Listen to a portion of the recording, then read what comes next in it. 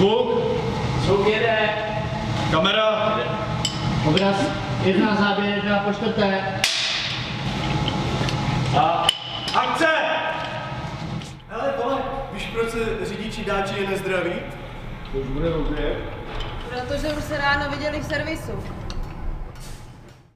Momentálně se nacházíme v Nepomuku na chalupě, kde to s mým stříhačem Renem Mácou dáváme dohromady.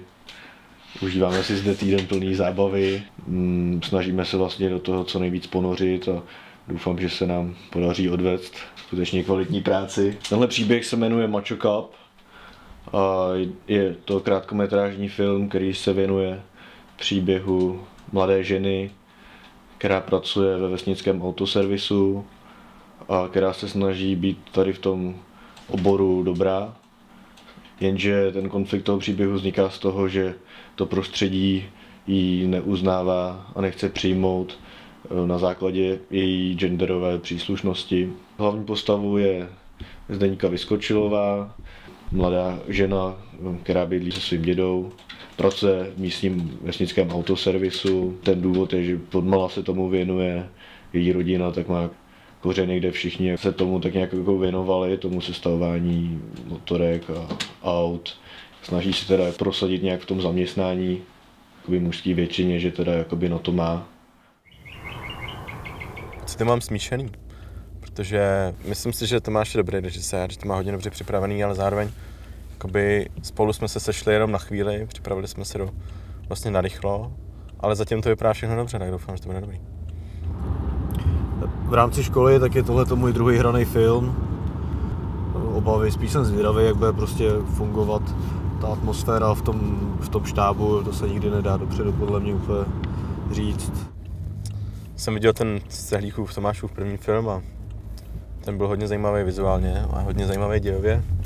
Byl dobře propracovaný, takže myslím si, že to natáčení bude fajn. Že prostě věřím Tomášovu jako vizi. A myslím si, že by to měl dělat každý kameraman. Jana Vališe jsem chtěl spolupracovat, už když jsem viděl kolik. Ne, že ten člověk má potenciál a chci vyzkoušet, jako, jak ta spolupráce bude fungovat. Tak nacházíme se v Písku, přímo na Putimský Vysoký. Nacházíme se u mýho dědy, budeme točit tady v garáži. Vezem ti dobrou zprávu, Jako herečka jako dorazila někam jinam, takže se čeká na herečku. Že na tom taky druhý zastávce? Ne, jako do špatného Písku, jako do úplně jiného Písku. Že tak by si chtěla jako obraz. Cože? Asi vyrazila do Moravského Písku zřejmě. No to vidím. No jo.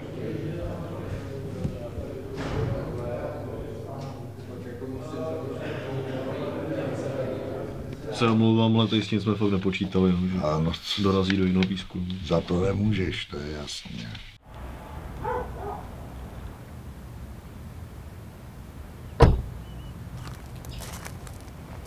A akce!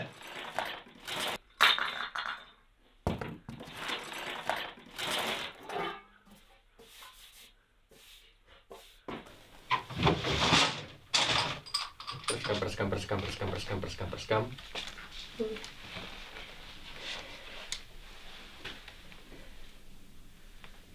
No co, pomůžeš mi? A ty to zvládneš sama. No je.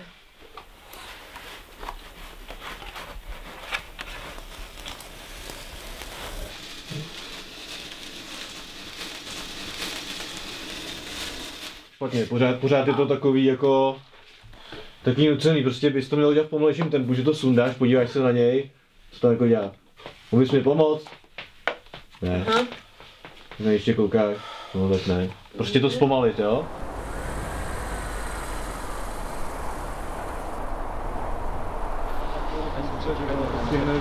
Jo, věnujte ten pohled jako na ní trochu delší, jako, když se ní podíváte, tak vás to jako trochu ještě zarazí. 1, 2, a pak až se vrátíte do reality. Protože se ráno viděli v servise.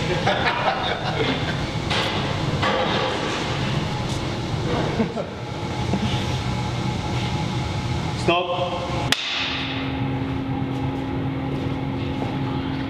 Akce!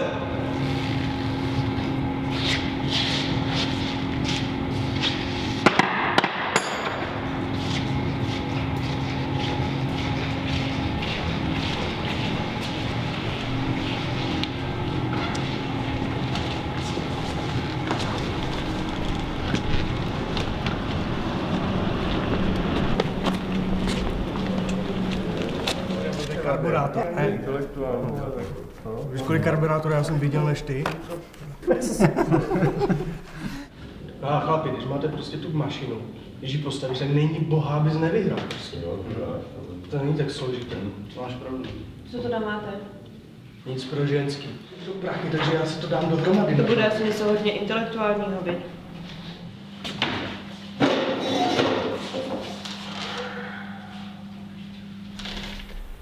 Já jsem slíbil tvýmu dědovi, že tě vemu na zkušební dobu a to jsem splnil. Nejlepší borec.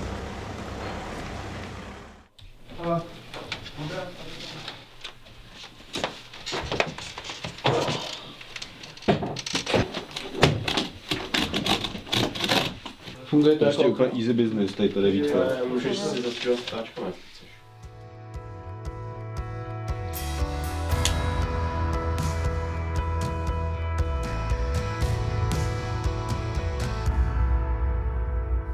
Vesměs pocity jsou smíšený, jakože spoustu věcí tak na začátku před tím natáčením tak se nám jako úplně nevedlo stylem, jaký jsme jim chtěli, prostě spoustu věcí, co jsme schánili, tak nevyšlo. Musel jsem kvůli tomu překopávat jakoby scénář. Jsem zvědavý, jak k tomu diváci přistoupí, jak tady to téma budou číst, jestli s tím budou jakoby souhlasit, nebo jestli jim to bude připadat stále jako aktuální, nebo doufám, že se jim to bude líbit. A když ne, tak ne.